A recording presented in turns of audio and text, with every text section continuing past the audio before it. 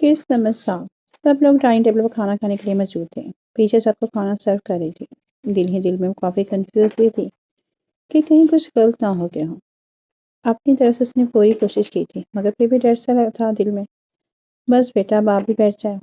शादी बेगम ने पीछे को भी बैठने को कहा। पीछे सर हिलाकर शहर की साथ वाली चेयर पर बैठ गई। खाने में सबसे पहले जैनब बेगम ने खीर चखी। सबकी सवाली नजर जैनब बेगम पर टिकी हुई थी। खीर बहुत अच्छी बनी है पीछे पुत्र। जैनब बेगम ने दिल से तारीफ की। पीछे ने दिल में शुक्रिया अदा किया और खुद भी खाने में मसरूफ हो गई। भाई, ये तो चने किसने लिए ही नहीं। शादी बेग ने सबकी तवज्जो चने की तरफ करवाई। सब लोगों ने थोड़ा सा चने का सालन प्लेट में डाला और खाने लगे। शहरिया ने जैसे ही नवाला मुंह में डाला, हैरान रह गया। सब हैरानी से चने की तरफ देख रहे थे। बेटा, ये चने इतने सख्त क्यों हैं? शादी बेगम ने हैरानी से पूछा। पीछे को फौरन अपनी गलती का एहसास हुआ। क्या हुआ भाभी? सरा ने पूछा। पीछे कंफ्यूज सी उंगलियां मरोड़ रही थी। फिर आखिर उसने सबको बताने का फैसला किया। वो एक्चुअली मैंने चनों में सारे मसाले डाले थे दादो, पर उबालना भूल गए। पीछे की बात पर सबके मुंह खुल गए। तुमने बिना उबाले ही चने बना दिए? सॉरी दादो, घर में खाना हमेशा अम्मी पकाया करती थी। मुझे बनाना तो नहीं आता था, मगर बहुत कम ही बनाती थी, इसलिए गलती हो गई। पीछे ने सफाई पेश की। शहर का दिल चाहा अपना सर पेश। पीछे को पसीने आ रहे थे। पता नहीं अब क्या होगा। कोई बात नहीं पुत्र, हो जाता है कभी कभी। और वैसे भी तुमने बाकी सब कुछ तो बहुत अच्छा बनाया है ना। चनों की खैर है। जैनब बेगम ने उसे मजीद शर्मिंदा होने से बचा लिया। हाँ बेटा, आहिस्ता आहिस्ता सीख जाओगी। तुम खाना खाओ, शादी बेगम ने कहा। पीछे से खुद को दुनिया की सबसे खुश नसीब लड़की समझ रही थी, जो उसे इतना अच्छा ससुराल मिला था। सर झटक और फिर से खाने में मसरूफ हो गई। हाँ हाँ हाँ हाँ, शहरिया पेट पर हाथ रखकर हंसे जा रहा था। वो दोनों अपने कमरे में मौजूद थे। खाना खाने के बाद जब से वो कमरे में आया था, हंसे चला जा रहा था, जबकि पीछे बेड पर बैठी उसे घूर रही थी। यानी हद ही हो गई, चने उबाले बगैर ही पका लिए। मैं भी कहूँ, ये चने इतने सख्त क्यों हैं? ये नहीं पता, मैडम ने उबाले ही नहीं। शहर हंसते हुए बोला। अब बस भी करें आप, पहली दफा था ना, तो हो गई गलती। अब आप अपनी खीखी बंद करें। पेशे तब को बोली। हाँ, तो तुम्हें ख्याल रखना चाहिए था, अगर हमारे दांत टूट जाते तो। शहर बार मुश्किल अपनी हंसी कंट्रोल करते हुए बोला। नहीं टूटे ना। अब बस करें। पेशे को कोफत से बोली। एक तो मैं पहले ही इतनी शर्मिंदा हूँ, उस पर आप हंस फंस कर और मेरा मजाक उड़ा लें। ओके ओके, नहीं नहीं हंस रहा। शहरियार कहकर बेड पर बैठ गया। वैसे शहरियार, आपकी फैमिली है बहुत अच्छी। मेरी इतनी बड़ी गलती को उन्होंने फौरन माफ कर दिया, मुझे डांटा भी नहीं। पेशे ने मुस्कुराते हुए बोली। हाँ, बस मेरी फैमिली ऐसी ही है, एक दूसरे पर जान छिड़कने वाली। हम किसी भी अपने को तकलीफ में नहीं देख सकते, गम हो या खुशी, कभी एक दूसरे का साथ नहीं छोड़ते। अब तो तुम भी इस फैमिली का हिस्सा हो ना। शहरियार की बात पर पेशे की आंखों में नमी तैरने लगी, जो शहरियार से छुपी न रह सकी। और एक मेरी फैमिली थी। मेरे सगे चचा ने दौलत के लालच में मेरा सौदा कर दिया। पेशे आंसू साफ करते ही बोली। ओके बस, अब तुम रोना मत शुरू कर देना, वरना मैं तुम्हारे आंसू साफ कर करके थक जाऊंगा। शहरिया ने उसका मुंह ठीक करना चाहा। उसके इस तरह कहने पर प्रीशा ने से घूरा। हाँ तो मत करे ना मेरे आंसू साफ, मैं खुद कर लूंगी। प्रीशा से घूरते हुए बोली। वैसे आज सुबह तो तुम कह रही थी कि मैं तुम्हें घूरता हूँ, अब खुद घूर रही हो। शहरी मुस्कुराहट दबाते हुए बोला। एक्सक्यूज मी, मैंने कब घूरा आपको? प्रीशा ने आंखें उस्केरी। अभी घूर रही थी ना। जी नहीं, आप कोई शहजादी तो है नहीं जो मैं आपको घूरती हूँ। वो तो सिर्फ गुस्से से घूरा था। प्रीशा कहाँ हार मानने वाली थी। अच्छा, मुझे लगा शायद तुम्हें मुझसे प्यार हो गया है। शहरियार मसनूई संजीदगी से बोला। प्यार और आपसे? अस्तगफिरुल्लाह। पीछे कानों को हाथ लगाते बोली। क्यों नहीं हो सकता मुझसे प्यार? मैं हैंडसम हूँ, लड़कियां मरती हैं मुझ पे। पर शहरियार फखर से बोला। लड़कियां आप पर नहीं, आपको देख कर मर जाती हैं मिस्टर। लड़कियां मरती हैं। पीछे ने उसकी नकल उतारी। मैं तो सोने लगा हूँ, तुम चलती रहो, कहकर शहरियार बेड पर नींद दराज हो गया। ओह हेलो मिस्टर, आप तो वहां सोते हैं ना, तो यहाँ क्यों लेट रहे हैं? पीछे सोफे की तरफ इशारा करते हुए बोली। मुझे वहां नींद नहीं आती, मैं यहीं सो जाऊंगा। शहरियार बोला। जी नहीं, आप सोफे पर ही सोएंगे, यहाँ सिर्फ मैं सोऊंगी। चले, आप उठे यहाँ से। पीछे शहरियार को धक्का देते हुए बोली, लेकिन वो टस से मस न हुआ, वहीं लेटा रहा। हद है, पीछे बोली। इतना बड़ा बेड है, यहाँ हम दोनों आराम से सो सकते हैं। ओफ, पीछे मुंह बनाते हुए अपनी जगह लेट गई। सुने। थोड़ी देर बाद पीछे शहरियार की तरफ करवट लेते हुए बोली। जी सुनाए। आप रात को सोते हुए हाथ पाँव तो नहीं चलाते ना? पीछे ने झिझकते हुए पूछा, क्योंकि इतना तो वो जानती थी कि फराटे नहीं लेता। گزشتہ رات اس نے پیچھے کی اس کی کوئی آواز نہیں آئی تھی۔ جی نہیں، اور اگر چلاتا بھی ہوں تو صرف تمہیں کیا پرابلم ہے؟ شہریار رونی صورت بنا کر بولا۔ لڑکیوں سے ہمیشہ نیچے اٹھا دیتی تھی۔ بلڈوزر جیسا بازو ہے آپ کا، ٹانگ بھی کافی بھاری ہوگی، اگر غلطی سے بھی مار دیا تو معصوم کا کیا ہوگا؟ پریشا نے اپنی پریشانی بتائی۔ پریشا کی بات پر شہریار نے پوری کی پوری آنکھیں کھول کر اسے دیکھا۔ خدا کو خوف کرو، تم معصوم ہو؟ شہریار شوق کی کیفیت میں بولا۔ ہاں تو معصوم ہی ہونا، آپ کو کوئی شک ہے؟ پریشا کے استفسار پر شہریار نے سر نفی میں سر ہلایا۔ نہیں جی، مجھے کوئی شک نہیں ہے۔ آپ جیسا معصوم اس دنیا میں بلا۔ شہریار طنز لہجے میں بولا۔ پریشا نے پھر سے اسے گھورا۔ تنگ نہیں کرو پریشا، سو جاؤ، سو مجھے تھانے جانا ہے۔ شہریار لیٹتے ہوئے بولا۔ پریشا نے کوشن اٹھایا، اپنے اور شہریار کے درمیان رکھنے لگی۔ شہریار نے حیرانی سے اسے دیکھا۔ یہ کیا کر رہی ہو؟ یہ لائن پار مت کیجیے گا، پریشا کہہ کر دوبارہ لڑ گئی۔ کہہ تو ایسے رہی جیسے انڈیا اور پاکستان کے درمیان بارڈر ہے، پار کر دیا تو انڈیا والے گولیاں چلا دیں گے۔ شہریار بڑبڑاتا ہوا واپس لیٹ گیا۔ اگلی صبح جب شہریار کی آنکھ کھلی تو پریشا بیڈ پر نہیں تھی۔ واش روم کا دروازہ بھی کھلا ہوا تھا، یعنی وہ نیچے جا چکی تھی۔ حد ہے، یہ مجھے نہیں اٹھا سکتی۔ پتہ بھی تھا میں نے تھانے جانا ہے، پھر بھی اٹھانے کی زحمت نہیں کی اس نے۔ شہریار بڑبڑاتا ہوا اٹھ بیٹھا اور فریش ہونے چلا گیا۔ کچھ ہی دیر بعد فریش صاحب سیڑھیوں سے نیچے اترتا ہوا دکھائی دیا۔ پیشے جو شادی بیگم سے کوئی بات کر رہی تھی اسے دیکھ کر چونکی۔ خاصا ہینڈسم لگ رہا تھا۔ پیشے کی نظر خود پر محسوس کر کے شہریار نے اس کی طرف دیکھا۔ شہریار نے اسے آنکھ ماری۔ پیشے نے اس کی سر پر سے گھورا اور چہرہ دوسری طرف پھیر لیا۔ اللہ حافظ کہہ کر شہریار نکل گیا۔ ارے کھانا تو کھا کر جاؤ بیٹا، شادی بیگم آوازیں ہی دیتی رہ گئی۔ اف یہ لڑکا بھی نہ۔ شادی بیگم صوفے پر بیٹھ گئی۔ کیا ہوا آنٹی؟ آپ پیچھے نے شادی بیگم کو پریشان دیکھا پوچھا۔ کچھ نہیں بیٹا، بس اس لڑکی کی وجہ سے پریشان۔ اب دیکھو نا، ناشتہ کیے بغیر ہی چلا گیا۔ میری سنتا ہی کون ہے؟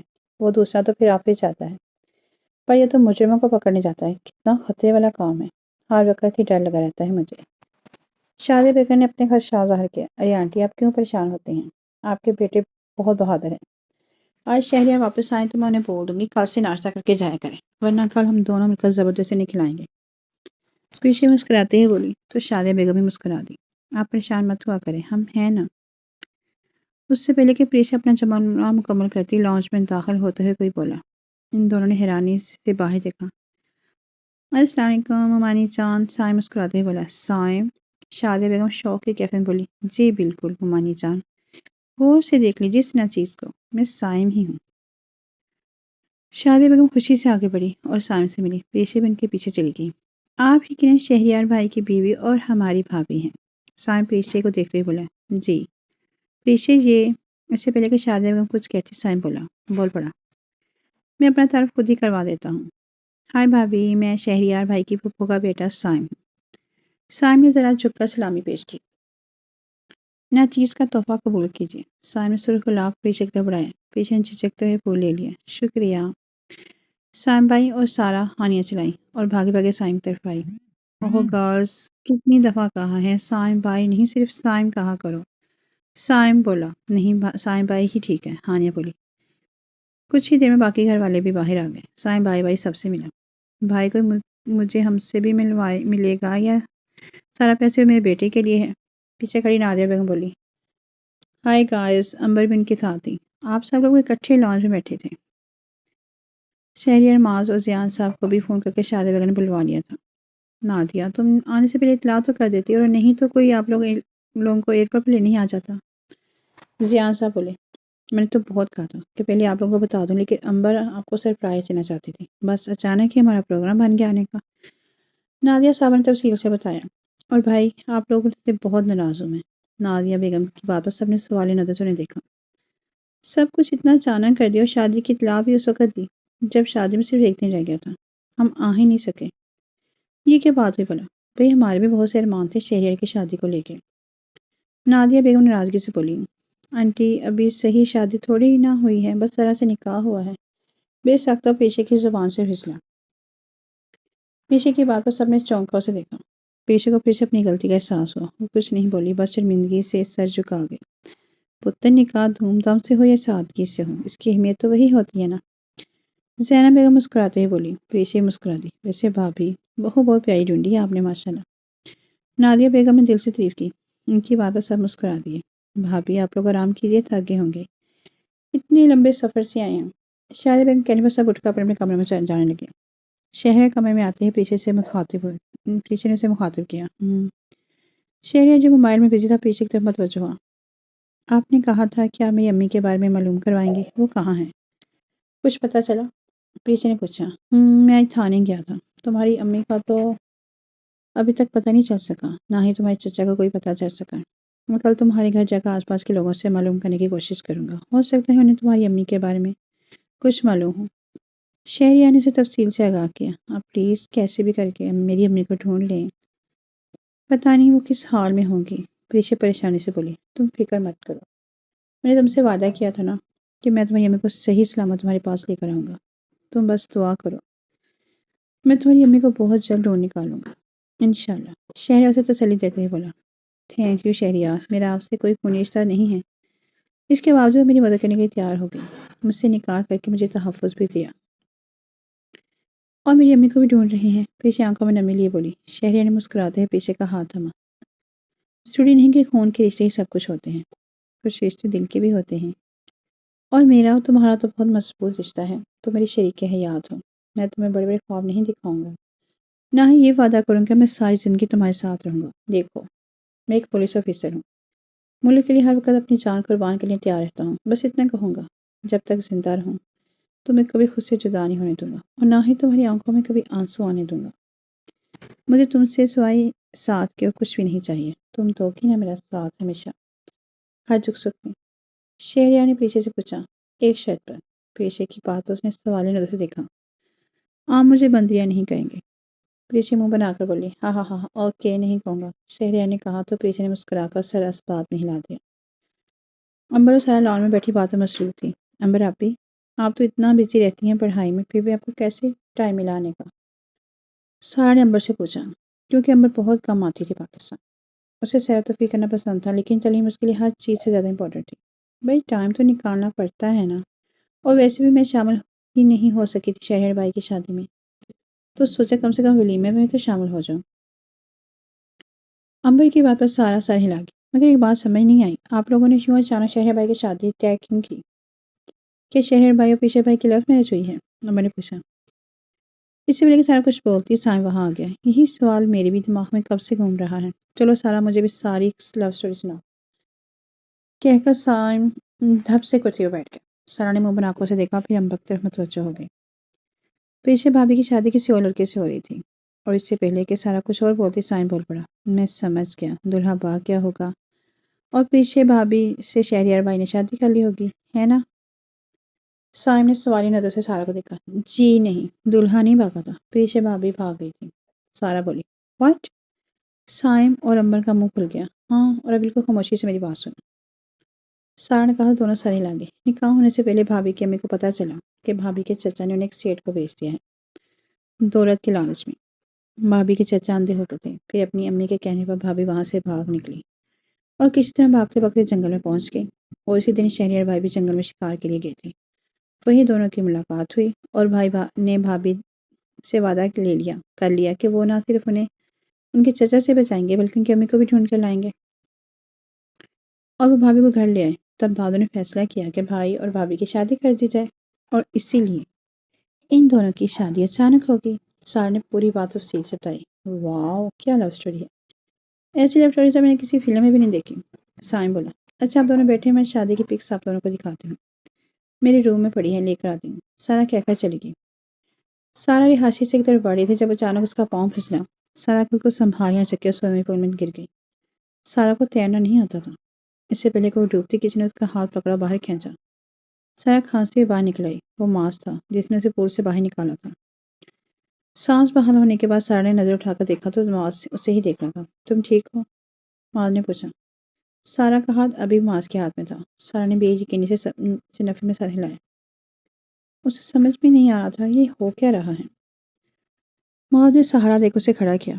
ماس کی ایک فائل گھر پر رہ گئی تھی جسے لینے وہ واپس گھر آیا تھا، لیکن جیسے ہی گھر میں داخل ہوا اس کی نظر پول میں گرتی ہوئی سارا پر پڑی تو فوراً سے بچانے آ گیا، کیونکہ وہ جانتا تھا کہ سارا کو تیرنا نہیں آتا۔ سارا نے ایک نظر ماس کو دیکھا، فوراً اپنا ہاتھ ماس کے ہاتھ سے نکال لیا۔ تم، اسے بولے کہ ماس سارا سے کچھ پوچھتا، سارا بھاگتے اندر چلی گئی۔ ماس نے حیرانی سے اسے دیکھا۔ اسے کیا ہوا؟ سر جھٹکا وہ بھی اپنے کمرے میں جانے لگا۔ سارا بھاگتے ہوئے اپنے کمرے میں داخل ہوئی۔ دروازہ بند کر کے وہ وہیں بیٹھتی چلی گئی۔ اس کے کپڑے پوری طرح سے گیلے تھے۔ ٹھنڈے پانی میں گرنے کی وجہ سے اس کا جسم ہلکا ہلکا کانپ رہا تھا۔ یہ کیا ہو رہا ہے؟ سارا کو سمجھ نہیں آ رہا تھا کیوں وہ نہ چاہتے ہوئے ماس کی طرف کھینچی چلی جاتی تھی۔